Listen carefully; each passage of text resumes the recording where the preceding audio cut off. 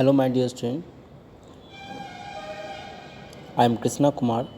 Today we start the new chapter Control and Coordination.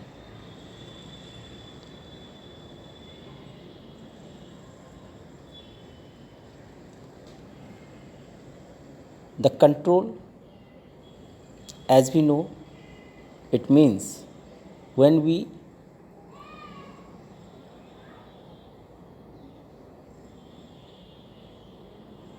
assimilate the power on something, and coordination is working together of two or more components of our body to perform the one kind of the function, that is the coordination. So in our body all organs are work together to perform the function. So working together of the organs to complete the function is known as coordination. Now first we start with the stimuli. The changes in the environment to which living organisms respond are called stimuli. Whatever changes takes place in our environment is known as stimuli, and on these changes we give the reaction, we show the reaction. If the changes are in favor to us, then we respond to as a favor. But whenever the changes are not to favor for our body, then we are reacts in other ways.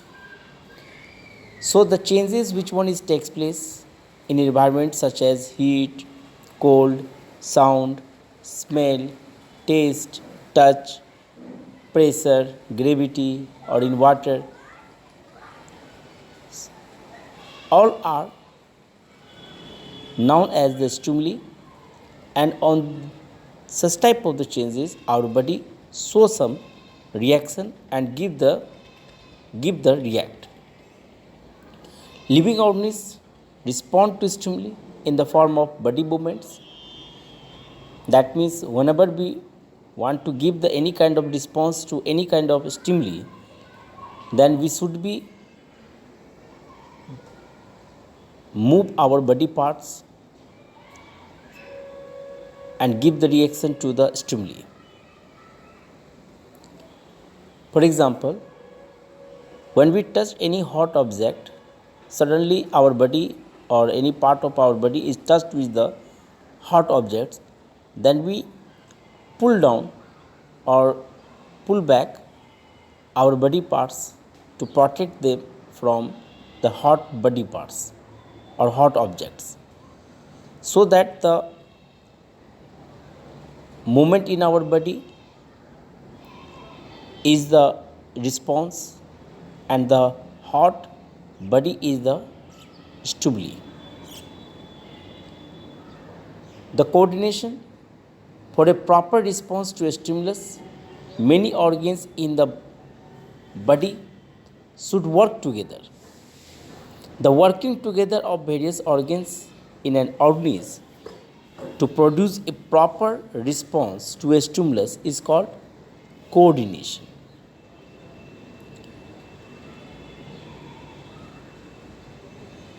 In animals, control and coordination is done by the nervous system and endocrine system.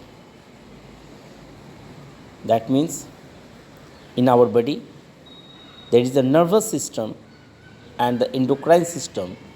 Both systems are work together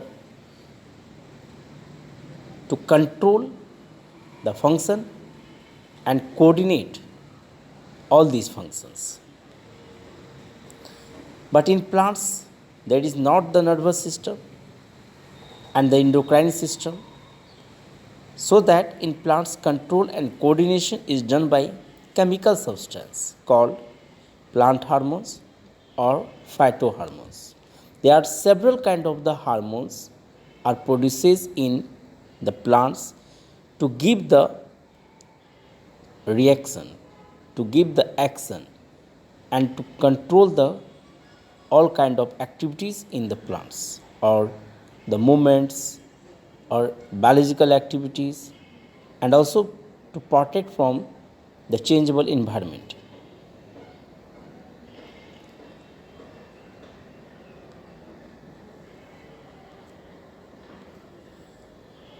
Now first we see the coordination in animals. In animals, control and coordination is done by the nervous system and endocrine system. The nervous system consists of the brain, spinal cord and nerves. Because there is the two system is work together to coordinate our body functions. So here is the first is the nervous system, and the nervous system consists of the three parts in our body: brain, spinal cord and nerves.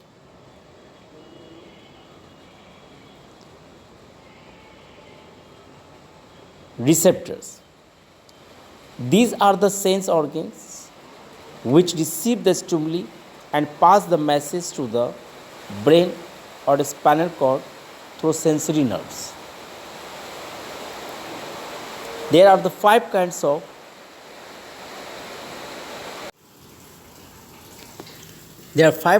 receptors: photoreceptors in the eyes to detect the light, and the phonoreceptors are present in ears to detect the sound. Olfactory receptors are present in nose to detect the smell, and gustatory receptors are present in tongue to detect the taste, and tango receptors are present in skin to detect the touch. So these five kind of the sensory organs receive the all kind of message from our environment and provides to the our nervous system. The nervous system receive these message from the receptors and transmit to the brain, and the brain detect whatever changing is takes place in our environment, and then what should be the reactions performed by the body, and that message will be transmitted to the muscles, and the muscles now provide the movement to our body. The second thing is the effectors are the muscles and glands which respond to the information from the brain and spinal cord through the motor nerves, and the sensory nerves are nerves which carry information from the receptors to the brain and spinal cord. The motor nerves are nerves which carry information from the brain and spinal cord to the effector organs. As the effector organs, as there are only two organs in our body, muscles and glands. By these two organs, the all kinds of the movements in our body is takes place. As we can see here, the human nervous system. The human nervous system is here. All parts of the human nervous system can be seen here in this figure, and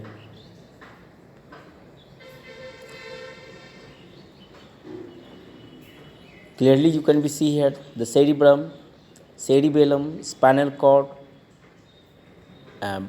brachial plexus, intercostal nerve, radial nerve, median nerve, ulnar nerve, lumbar plexus, sciatic nerve, common peroneal nerve, and digital nerves, superficial peroneal nerve. So there are the different kind of the nerves which are present in our body and form the nervous system to control and coordinate the all kind of the functions.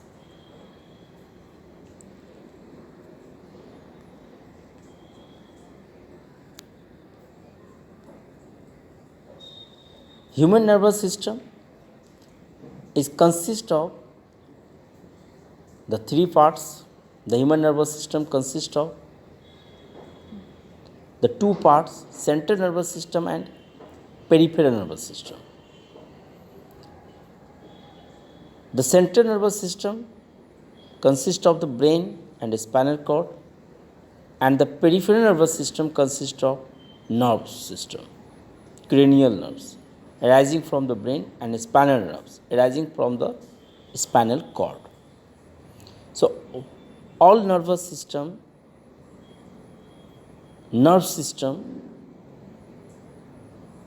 which one is surrounded in our body is peripheral nervous system, in which the nerves are present only, and in the central nervous system there is the brain and spinal cord. In some cases, a spinal cord detect the stimuli and able to send the message to the effector organs instead of the brain.